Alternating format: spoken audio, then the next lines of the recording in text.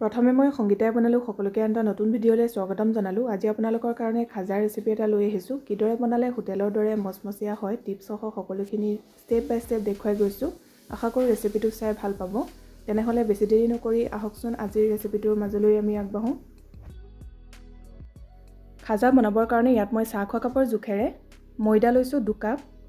আপোনালোকে ময়দাৰ পৰিমাণটো অলপ কম বেছিকৈ ব্যৱহাৰ কৰিব পাৰে। খাজা যিমান বনাব খোজে সেইটো হিচাপত ময়দা লৈ ল'ব।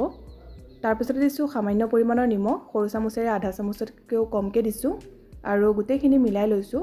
তাৰপিছতে ইয়াত লৈছোঁ ৰিফাইন তেলৰ ঠাইত আপোনালোকে ঘিউ ল'ব পাৰে আৰু এনেদৰে অলপ অলপকৈ ৰিফাইন নাইবা ঘিউ দি ময়দাখিনি ভালদৰে মোহাৰি সানি ল'ব। এনেদৰে কৰাটো খুবেই প্ৰয়োজনীয়, তেতিয়াহে খাজাকেইটা মচমচীয়া হ'ব। ইয়াত মই প্ৰায় ডাঙৰ চামুচেৰে 3 চামুচমান ৰিফাইন তেল যোগ কৰিলোঁ আৰু ইয়াত দেখিছে এইখিনি ভালদৰে সানি লোৱা হৈ গ'ল। এনেধৰণৰ অলপ জেকা নিচিনা হৈ যায় বা এইদৰে মুঠি মাৰি দিলে মুঠিটো বান্ধ খাব লাগে। ইয়াতকৈ বেছি ৰিফাইন নাইবা ঘিউ দিব নালাগে, এইটো জোখতে ৰাখিব। এতিয়া ইয়াতে অলপকৈ পানী দি ডোটো প্ৰস্তুত কৰি ল'ম। আমি ৰুটি বনাবৰ কাৰণে যেনেদৰে আটা মাৰোঁ তাতকৈ অকণমান টানকৈ মাৰিব লাগিব। বেছি ঢিলা হ'লে খাজাকেইটা ভাল নহ'ব। সেইকাৰণে অলপকৈ পানী দি ময়দাখিনি মঠি ল'ব। ইয়াত দেখিছে মই কমকৈ পানী দি ময়দাখিনি মঠি আছোঁ আৰু ইয়াত মই ঠাণ্ডা পানীয়ে ব্যৱহাৰ কৰিছোঁ। ময়দাখিনি মঠিবৰ কাৰণে আধা কাপতকৈও কম পানীহে প্ৰয়োজন হৈছে, গতিকে মন কৰিছে কিমানখিনি টান কৰিব লাগিব। এয়া দেখিছে মোৰ ভালদৰে সানি লোৱা হৈ গ'ল। এইটো জোখতে ৰাখিব, তেতিয়াহে খাজাকেইটা মচমচীয়া হ'ব। এতিয়া ময়দাখিনি এনেদৰে 1 মিনিটমানৰ কাৰণে মঠি ল'ব। এয়া ময়দাখিনি ভালদৰে মঠি লোৱা হৈ গ'ল। এতিয়া এইখিনি এনেদৰে 5-10 মিনিটমানৰ কাৰণে ঢাকি থৈ দিব আৰু এইখিনি সময়তে চেনি পানীখিনি বনাই ল'ব। তেনেহ'লে আহক এতিয়া আমি চেনি পানীৰ জোখটো চাই লওঁ। চুগাৰ চিৰাপৰ কাৰণে চচপেন এটাত চাহ খোৱা কাপৰ জোখেৰে 1 কাপ চেনি লৈছোঁ আৰু একেটা কাপেৰে আধা কাপ পানী লৈছোঁ। চেনি যিমান লয় তাৰ আধা পানী ল'ব। এতিয়া এইখিনি মিডিয়াম ফ্লেমতে উতলিবলৈ দিব আৰু মাজে মাজে লৰাই থাকিব। গোন্ধটো ভাল হ'বৰ কাৰণে ইয়াত মই 3টা ইলাচি ফালি পেলাই দি দিছোঁ, বা ইলাচি গুৰি থাকিলে আপোনালোকে পিছতো ব্যৱহাৰ কৰিব পাৰে। এনেদৰে মাজে মাজে লৰাই চেনি পানীখিনি ভালদৰে উতলাই ল'ব। খাজাৰ কাৰণে চেনি পানীখিনি খুৰমাৰ দৰে বেছি ডাঠকৈ বনাব নালাগে, অলপমান পাতলীয়াকৈ ৰাখিব লাগিব আৰু কোনটো জোখৰ ৰাখিব লাগিব মই আপোনালোকক দেখুৱাই দিম। চেনি পানীখিনি এনেদৰে অলপ সময় উতলাই লোৱাৰ পিছত এয়া মই চেক কৰিছোঁ। চামুচ এখনত অকণমান লৈ কেইছেকেণ্ডমান ঠাণ্ডা হ'বলৈ দিব। তাৰপিছতে আঙুলিৰ মাজত লৈ এনেদৰে চাব। যেতিয়া দেখিব যে অলপ আঠা হৈছে আৰু সৰু তাৰ নিচিনা হৈছে, এইটো জোখতে ৰাখিব। ইয়াতকৈ আৰু ডাঠ কৰিব নালাগে, মাত্ৰ অলপ আঠাটো আহিব লাগে, কিন্তু একেবাৰে পাতলীয়াকৈ থ'লেও নহ'ব, তেতিয়া আকৌ খাজাবোৰ মচমচীয়া নহ'ব, সেমেকি যোৱা নিচিনা হ'ব। গতিকে সেই কথাটো মন কৰিব। এয়া মোৰ ভালদৰে উতলাই লোৱা হৈ গ'ল। এতিয়া মই গেছৰ ফ্লেমটো অফ কৰি দিছোঁ আৰু চেনি পানীখিনি এনেদৰে ঢাকনি লগাই ছাইডত থৈ দিম, পিছত আমি ব্যৱহাৰ কৰিম। আনফালে ময়দাৰ ডোটো ঢাকি ৰখা 10 মিনিটমানেই হ'ল। যদি ময়দাৰ ডোটো এনেদৰে ঢাকি থওঁতে বেছি কোমল হৈ যোৱা যেন হয়, তেতিয়া আপোনালোকে অলপ শুকান ময়দা ছটিয়াই আকৌ এবাৰ মঠি ল'ব। কিন্তু এইখিনি মোৰ মঠিবলগীয়া হোৱা নাই, জোখতে আছে। এতিয়া মই এনেদৰে ৰোল কৰি লৈছোঁ। তাৰপিছতে এইদৰে সমান ভাগত ভাগ কৰি ল'লোঁ। এতিয়া আমি এইখিনি ৰুটি বেলা দি বেলি ল'ম। ইয়াত মোৰ 5খন ৰুটি হৈছে। আপোনালোকে ইচ্ছা কৰিলে 6-7খন ৰুটি দি পেলাইও খাজা বনাব পাৰে, তেতিয়া লেয়াৰ্ছবিলাক আৰু ধুনীয়াকৈ ওলাব। কিন্তু যদি প্ৰথমবাৰৰ কাৰণে ট্ৰাই কৰিছে তেতিয়াহ'লে এনেদৰে 4-5খনমান ৰুটি বনাই আপোনালোকে খাজা বনাবলৈ চাব, তেতিয়া বেছি সুবিধা হয়। এতিয়া আমি ৰুটিকেইখন বেলি ল'ম আৰু আমাক লাগিব অলপমান ৰিফাইন তেল, লগতে অলপ শুকান ময়দা। এয়া মই ছাইডত লৈ লৈছোঁ। এতিয়া এটাকৈ ৰুটি বনাই যাম। অকণমান শুকান ময়দা ছটিয়াই লৈছোঁ, যদি প্ৰয়োজন নহয় তেতিয়াহ'লে নিদিলেও হ'ব। এইদৰে অলপ পাতলীয়াকৈ আমি বেলিব লাগিব, অৰ্থাৎ ৰুটি যেনেকৈ বেলোঁ তাতকৈ অলপমান পাতল কৰিব লাগিব। কিমানটো জোখত ৰাখিব লাগিব দেখুৱাইছোঁ। এয়া ধৰিব পাৰিছে চাগে কিমান পাতল হৈছে। মোৰ আঙুলিকেইটা জিলিকি পৰিছে। এনেদৰে অলপ পাতলীয়াকৈ বেলি ল'ব ৰুটিকেইখন। একেদৰে মই গোটেইকেইখন ৰুটি এতিয়া বেলি ল'ম। এয়া চাওক পাতলীয়াকৈ 5খন ৰুটি মোৰ বেলি লোৱা হৈ গ'ল। এতিয়া খাজাৰ শ্বেপ দি ল'ম। প্ৰথমতে এনেদৰে এখন ৰুটি পাৰি ল'ব, তাৰ ওপৰত অলপমান ৰিফাইন তেল নাইবা ঘিউ এইদৰে সানি ল'ব। তাৰপিছতে অলপ ময়দা ছটিয়াই ল'ব।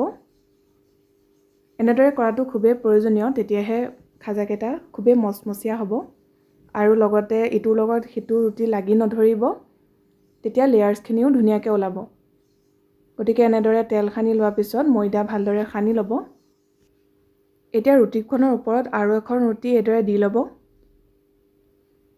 তাৰপিছতে একেদৰে কেইটোপালমান ৰিফাইন তেল নাইবা ঘিউ সানি ময়দা ছটিয়াই ল'ব। ছেম প্ৰচেছতে গোটেইকেইখন ৰুটি এতিয়া মই জাপি ল'ম। এনেদৰে তেল সানোতে ৰুটিখন অকণমান কোচ খাই যোৱা নিচিনা হ'ব পাৰে, তেতিয়া আপোনালোকে আকৌ সমান কৰি ল'ব।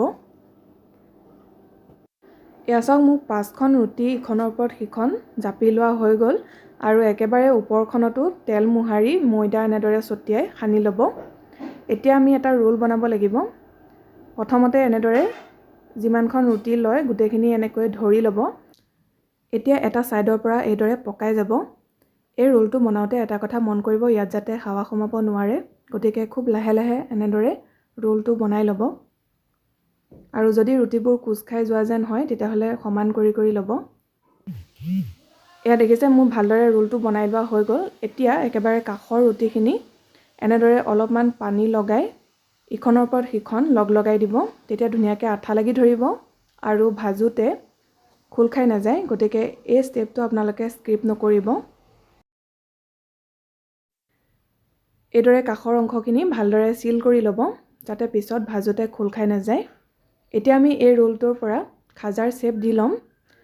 এতিয়া প্ৰথমতে কাষৰ অংশ দুটা এইদৰে কাটি ল'ব, তাৰপিছতে এটা সমান জোখত খাজাৰ শ্বেপ দি ল'ব।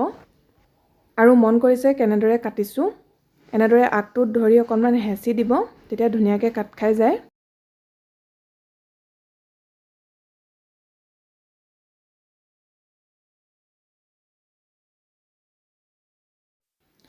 এয়া এটা ওচৰৰ পৰা দেখুৱাইছোঁ, দেখিছে লেয়াৰ্ছখিনি কিমান ধুনীয়াকৈ ওলাইছে। এতিয়া আৰু এটা প্ৰচেছ বাকী আছে। খাজা বনোৱাৰ পদ্ধতিটো অকণমান দীঘলীয়া, তথাপিও বনাই খুবেই ভাল লাগে। আপোনালোকে যদি আগতে ঘৰত এনেদৰে বনোৱা নাই, এবাৰ বনাই চাব।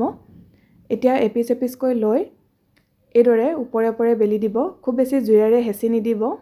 বেছি যদি আমি জোৰেৰে হেঁচি বেলি দিওঁ তেতিয়াহ'লে লেয়াৰ্ছখিনি লাগি ধৰিব আৰু পিছত ভাজাৰ পিছত খোল খাই নাযাব। বা আপোনালোকে এইদৰে হাতেৰে অকণমান হেঁচি পেলাই ওপৰে ওপৰে বেলি দিবও পাৰে।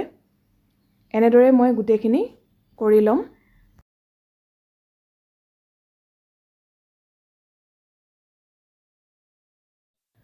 আনফালে খাজাখিনি ভাজিবৰ কাৰণে কেৰাহীত অলপ সৰহকৈ ৰিফাইন তেল গৰম হ'বলৈ দিছোঁ। তেলখিনি বহুত বেছি গৰম হ'ব নালাগে, অলপ গৰম হ'লেই হ'ব। সেইবাবে মিডিয়াম ফ্লেমতে গৰম কৰিব। তেলখিনি অলপ গৰম হোৱাত ইয়াতে মই খাজাখিনি দি লৈছোঁ। গেছৰ ফ্লেমটো একেবাৰে কমাই ৰাখিব। কম জুইতে ৰঙচুৱা হোৱালৈকে ভাজি ল'ম আৰু মাজে মাজে লৰাই থাকিব। খাজা ভাজোতে সদায় তেলখিনি কমকৈ গৰম কৰিব। বেছি যদি গৰম তেলত ভজা হয় তেতিয়াহ'লে বাহিৰটো সোনকালে ৰঙচুৱা হৈ আহিব, কিন্তু ভিতৰখিনি ভালদৰে নিসিজিব। এয়া মই প্ৰথমতে 5টা দি লৈছোঁ আৰু দেখিছে প্ৰথম অৱস্থাত দিওঁতে একেবাৰে তেলৰ তলত পৰি থাকেগৈ আৰু লাহে লাহে এনেদৰে ফুলি আহে আৰু ওপৰলৈ উঠি আহিবগৈ। এয়া দেখিছেনে, লেয়াৰ্ছখিনি অলপ অলপ খোল খাইছে। এইখিনি এনেদৰে ভাজি থাকিব লাগিব ৰঙচুৱা হোৱালৈকে।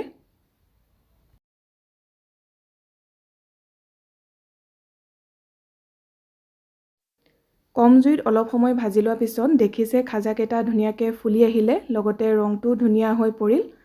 ইয়াতকৈ আৰু মই ডাঠ নকৰোঁ, যিহেতু এইখিনি চেনি পানীত দিয়াৰ পিছত ইয়াৰ ৰংটো আৰু অলপ ডাঠ হৈ পৰিব। এতিয়া মই এনেদৰে কাঢ়ি ৰাখিছোঁ আৰু গেছৰ ফ্লেমটো অফ কৰি দিছোঁ। এতিয়া নেক্সট খাজাখিনি ভজাৰ আগত তেলখিনি অলপ ঠাণ্ডা কৰি ল'ব। সেইকাৰণে গেছৰ ফ্লেমটো অফ কৰি 1-2 মিনিটমানৰ কাৰণে এনেদৰে থৈ দিব। তাৰপিছতে আকৌ ভাজিব, কাৰণ প্ৰথমেই কৈছিলোঁ যে একেবাৰে গৰম তেলত যদি খাজা ভজা হয় বাহিৰটো সোনকালে ৰঙচুৱা হ'ব, কিন্তু ভিতৰটো নিসিজিব। এতিয়া গৰম খাজাখিনি আগতে বনাই ৰখা চেনি পানীখিনিত দি দিছোঁ। যদি আপোনালোকৰ চেনি পানীখিনি ঠাণ্ডা হোৱাৰ পিছত বেছি ডাঠ হৈ পৰে তেতিয়া আকৌ অকণমান গৰম কৰি ল'ব পাৰে, কিন্তু মই গৰম কৰা নাই, যিহেতু অলপ পাতলেই হৈ আছে। এতিয়া দেখিছে গৰমে গৰমে মই খাজাখিনি দি দিছোঁ আৰু চেনি পানীত বহুত বেছি সময় ডুবাই ৰাখিব নালাগে, তেতিয়া মচমচীয়া হৈ নাথাকিব। 1 মিনিটমানৰ কাৰণে এনেকৈ ইলুটি খিলুটি কৰি চেনি পানীত ডুবাই থ'লেই হৈ যাব। তাৰপিছতে উঠাই ৰাখিব। এইখিনি সময়তে খুব ধুনীয়াকৈ চেনি পানী এবজৰ্ভ কৰি ল'ব। এতিয়া এনেদৰে ফুটা থকা খৰাহী নাইবা চেকনিত খাজাকেইটা উঠাই ৰাখিব চেনি পানীৰ পৰা। তেতিয়া যিখিনি এক্সট্ৰা চেনি পানী আছে সেইখিনি তললৈ পৰি যাব। আনফালে তেলখিনিও এইখিনি সময়তে অলপ ঠাণ্ডা হৈ পৰিল। এতিয়া বাকী থকা খাজাখিনিও ভাজি ল'ম কম জুইতে ৰঙচুৱা হোৱালৈকে। ভালদৰে ভাজি লোৱাৰ পিছত চেনি পানীত গৰমে গৰমে 1 মিনিটমানৰ কাৰণে ডুবাই উঠাই ৰাখিব। খাজাখিনি গৰম অৱস্থাত অকণমান কোমল হৈ থাকে। যেতিয়া এইখিনি শুকাই আহিব অৰ্থাৎ ঠাণ্ডা হৈ অহাৰ পিছত মচমচীয়া হৈ পৰিব। এয়া দেখিছে খাজাখিনি কিমান ধুনীয়া হৈছে। ভিতৰৰ লেয়াৰখিনিও খুব ধুনীয়াকৈ ওলাই পৰিছে আৰু এটা খাজাও ভাগি যোৱা নাই বা খোল খাই যোৱা নাই ভাজোতে। সেইকাৰণে যেতিয়া আমি ৰোলটো বনাওঁ কাষৰখিনি চিল কৰোঁতে খুব ভালদৰে চিল কৰিব লাগে। এনেদৰে আপোনালোকেও বনাই চাব। যিসকলে বনোৱা নাই নিশ্চয় বহুত ভাল পাব। খাবলৈও বিৰাট ধুনীয়া হয়। এয়া দেখিছে খুবেই মচমচীয়া হৈছে। চেনি পানীখিনিও ধুনীয়াকৈ ভিতৰলৈ সোমাইছে। আশা কৰোঁ ৰেচিপিটো চাই ভাল পালে। যদি ভাল পালে ভিডিঅ'টো লাইক কৰিব, লগতে শ্বেয়াৰ কৰি দিব। যিসকলে চেনেলটো এতিয়ালৈকে ছাবস্ক্ৰাইব কৰা নাই ছাবস্ক্ৰাইব কৰি ল'ব আৰু কাষতে থকা বেল আইকনটো প্ৰেছ কৰি অল কৰি ৰাখিব যাতে আহিবলগীয়া ভিডিঅ'ৰ নটিফিকেশ্যনবোৰ আপুনি পাই থাকে। আকৌ এটা নতুন ৰেচিপিৰ সৈতে সোনকালে লগ পাম। ভিডিঅ'টো চোৱাৰ কাৰণে বহুত বহুত ধন্যবাদ।